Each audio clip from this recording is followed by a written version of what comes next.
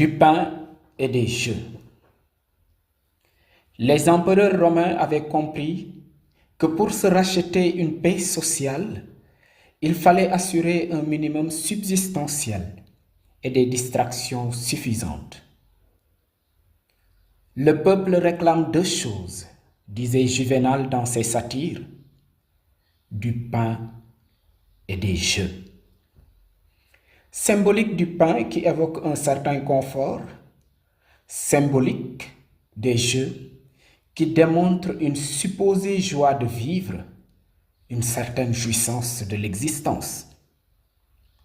Manger et se divertir, voilà ce à quoi se résumait le bonheur de nos prédécesseurs de 20 siècles, selon leurs dirigeants, peu importe le nombre de vies qui tombaient durant ces jeux, au bon plaisir de César. César n'est pas mort. Non, je le clame tout haut, et si par un quelconque sophisme on me démontrait le contraire, personne ne pourrait m'arracher l'ultime conviction qu'il s'est réincarné ici et là en des dirigeants bien plus véreux, tapis à l'ombre de bonnes intentions et d'un semblant de civilisation. Au pays de la pirogue, soyons plus positifs. Les émeutes du pain sont encore loin, mais qu'en est-il vraiment du panier de la ménagère?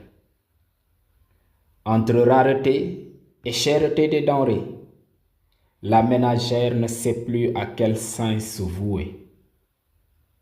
Pire, le marché a dû être déplacé pour éviter la soupe de légumes à l'eau du fleuve. Du pain, oui, quel qu'il soit. Celui au mil remplacerait-il véritablement celui au blé importé pour booster un secteur désespéré par une absence réelle de politique agricole? Du pain, oui, de l'eau aussi. De l'eau pour arroser, de l'eau pour boire, de l'eau dans les champs, de l'eau pour nos villes. La soif est partout. Partout. Même dans notre belle capitale où le défilé des bidons de réserve précède les longues veillées d'attente de la montée de la pression hydraulique. Disons-le, on aurait préféré les rixes au bord du robinet bagarre, parce que là au moins, ça coule. Du pain, oui, à la sueur du front du gorgorlou et de l'abnégation de sa diègue, résolu à chercher en même temps que son mari la queue du diable. Bravo à ces guerriers qui luttent dans les djuras, les champs et les mers. Bravo à ces femmes qui se tapent le macadam des corvées quotidiennes. Dans cette quête du pain, saurions-nous oublier le courage de ces multitudes de jeunes qui, sur roue ou à coups de pelle, assurent quotidiennement la dépense d'une famille restée sous perfusion boursière dans le Sénégal des profondeurs? J'omettrai volontiers ces candidats au suicide qui défient les flots sous le regard parfois complice de politicards qui en font un argument de campagne ou s'en dédouanent selon le bord. Un ami m'a dit un jour, peut-on parler de chômage dans un pays où tout est à construire?